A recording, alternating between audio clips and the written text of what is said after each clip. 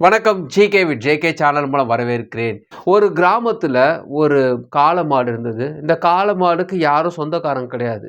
இது ஒரு அனாதையா இருக்கப்பட்ட ஒரு கோவில் மாடு. அது அப்புறமா ஊர்ல அனைவரும் யூஸ் பண்ண ஆரம்பிச்சுட்டாங்க. இந்த காளை மாட பார்த்தீங்கன்னா, எல்லார் வீட்டு வேலையும் எடுத்து செய்யும்.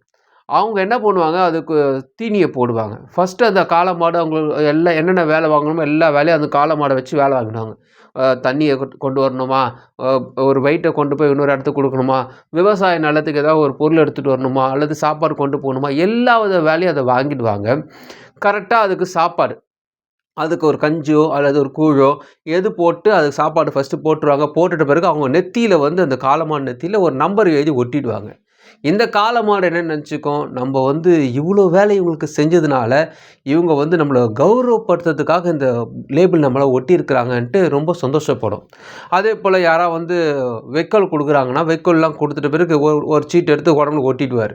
ஓட்டிட்டு போயிட்டு அவங்க வேலைக்கெல்லாம் அந்த காளமாட வச்சு வேலை வாங்கிடுவாங்க. அதுபோல ஒவ்வொருத்தருக்கும் அவங்கவங்க தேவைக்கு ஏத்த மாரி ஃபர்ஸ்ட்டு சாப்பாடு குடுப்பாங்க. அப்புறமா அந்த துண்டு சீட்டு அந்த காளமாட ஒட்டிடுவாங்க. அதுக்கப்புறமா அந்த நாள் முழுதும் யார் துண்டு சீட்டு ஒட்டுனாங்களோ, அவங்களுக்கு அது வேலை செய்யும். அதுக்கு சாப்பாடு போடுவாங்க. இதுபோல நெறைய வேலை செஞ்சுட்டே இருந்தது. அது மனசுல என்னன்னா, நம்ம இந்த கிராமத்திலே நம்ம தான் பெரிய ஆளு. நம்ம ரொம்ப கௌரவிச்சு ரொம்ப ரொம்ப பெருமைப்படுத்துறாங்க. நமக்கு எல்லாரும் தேடி தேடி சாப்பாடு குடுக்குறாங்க. அது மட்டும் இல்லாம நம்ம சீட்டு ஒட்டி நம்ம மேல ரொம்ப பெருமைப்படுத்துறாங்கன்ட்டு ரொம்ப சந்தோஷமா இருந்துச்சு. எல்லா வேலையும் செஞ்சுட்டு இருந்தது.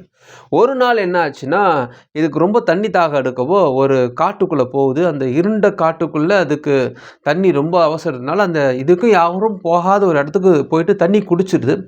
குடிச்ச கொஞ்ச நேரத்துல தொண்டை அடைச்சுக்கிச்சு. அதால முடியல. அது முன்னும் முழுங்க முடியாம ஏதோ ஒண்ணு அடைச்சிருக்கு தொண்டையில. அப்படியே கிராமத்துக்கு வருது. அதால மூச்சு விட முடியாத அளவுக்கு அந்த தொண்டையில ஏதோ பிரச்சனை ஆயிருச்சு.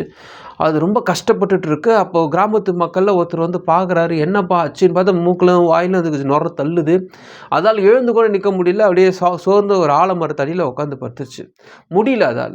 அப்போ அந்த கிராமத்து ஒரு ஆள் என்ன பண்றாரு, அதுக்கு கஞ்சி தண்ணி வச்சுட்டு, பழையபடியே கஞ்சி தண்ணி வச்சுட்டு தன்னுடைய லேபிள் எடுத்து அவரு ஒட்டுறாரு.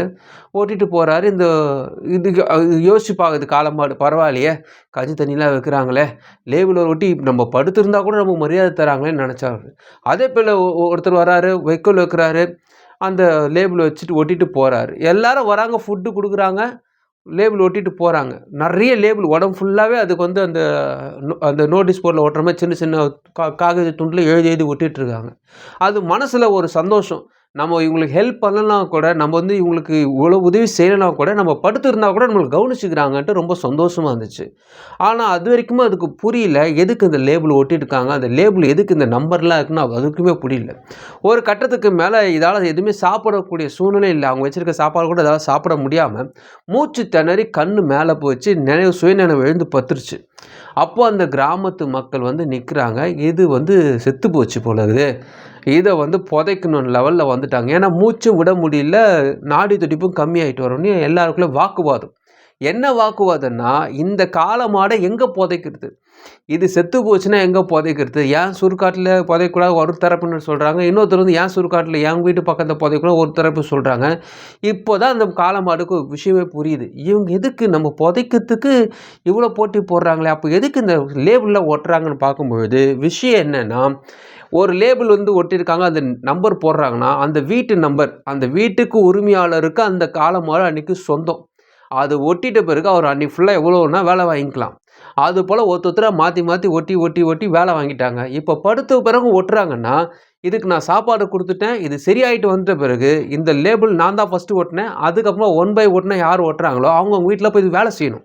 அதாவது இது சுகமடைஞ்சு நல்லபடியா வந்துருச்சுன்னா, இந்த லேபிள் ஓட்டுன அனைத்து வீட்டுக்கும் இவரு வேலை செய்யணும்.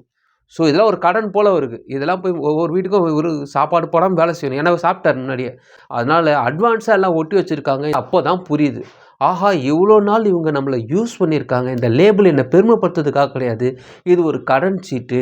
இவங்களுக்கு நான் திரும்ப செய்யணும். இதுக்காக தான் ஒட்டியிருக்காங்கன்னு இதுக்கு தோணுது. கண்ணு முழிச்சு பார்க்குது. அதனால இதால சுவாசிக்க முடியல. எல்லா உண்மையும் இப்ப தான் தெரியுது.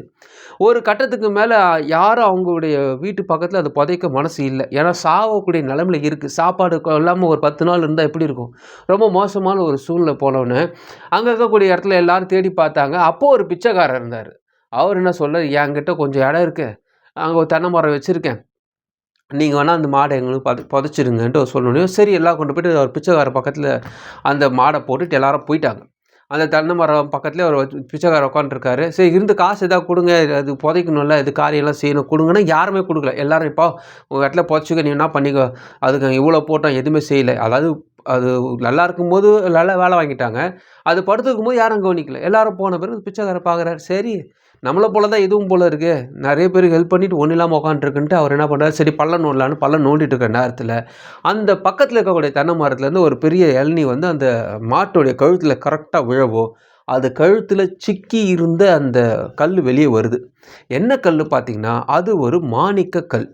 பழுக்குன்னு வாயிலேருந்து வரும். அப்போ தான் அது உயிர் வருது. என்ன ஆயிருக்குன்னா, இது குடித்த தண்ணீர் அண்டையில் அந்த கல் இருந்திருக்கு. அதையும் சேர்த்து இது குடிக்கவோ தொண்டையில் அடைச்சிட்டுக்கவோ தான் இந்த பிரச்சனை. அந்த மாட்டு வாயிலேருந்து அந்த கல் வெளியே வந்தோடனே அந்த மாடுக்கு உயிர் திரும்ப வந்துருச்சு. உயிர் பிழைச்சி இருக்கக்கூடிய அந்த மாட்டையும் பார்க்குறாரு, அந்த கல்லையும் பார்க்குறாரு. ரொம்ப மினுமினுப்பாக இருக்குன்னு எடுத்து பார்க்கும்போது அது ஒரு மாணிக்கக்கல், அதாவது ஒரு வைரக்கல். அந்த கல்லை பார்த்து ரொம்ப சந்தோஷமாயிட்டார் அவர். இது ரொம்ப வேல்யூவான ஒரு பொருளாச்சு, இது எங்கேருந்து சாப்பிட்டேன்னும் போது அது காட்டுது, நான் ஒரு இடத்துக்கு கூப்பிட்டு போகிறேன்ட்டு அதை அவரை கூட்டிகிட்டு போகுது. எங்கே தண்ணி குடிச்சுதோ அந்த இடத்துக்கு கூப்பிட்டு போகும்போது, அதாவது அந்த இடத்துக்கு யாரும் போகவே மாட்டாங்க, ரொம்ப இருண்ட காடு அது.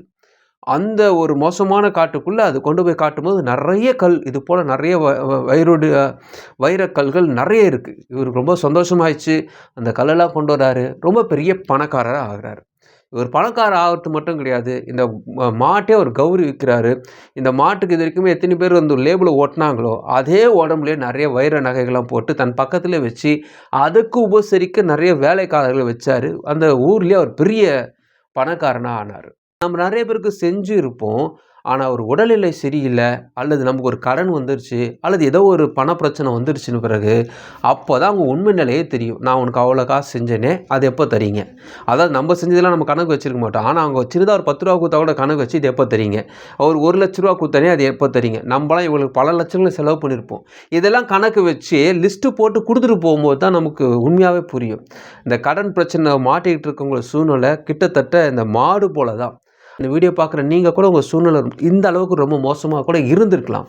ஆனால் ஒன்று ஞாபகம் வச்சுக்கோங்க, எந்த விதமான ஒரு நன்மையும் வந்து அதுக்கு கண்டிப்பாக பிரதிபலன் உண்டு. அதாவது இது இப்போ கிடைக்கலாம் பரவாயில்ல, கண்டிப்பாக உங்களுடைய செஞ்சு வச்ச தானங்களும் தர்மங்களும் நீங்கள் மற்றவங்களுக்கு செஞ்ச உதவிகளும் கண்டிப்பாக வேறு வகையில் வந்து உதவி செய்யும்.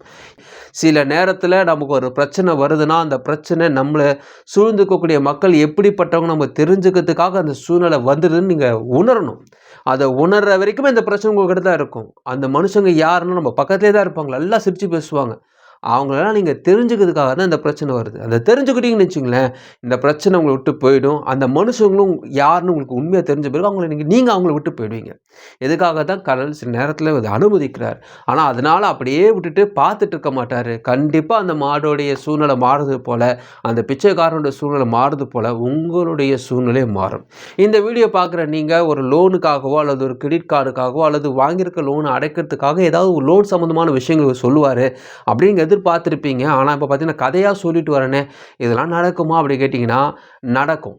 நடக்காமல் போகவே போகாது. எந்த ஒரு விஷயமும் உங்கள் வாழ்க்கையில் எதிர்ச்சியாக நடக்கிறது கிடையாது. எல்லாமே பிளான் பண்ணி தான் நடக்குது.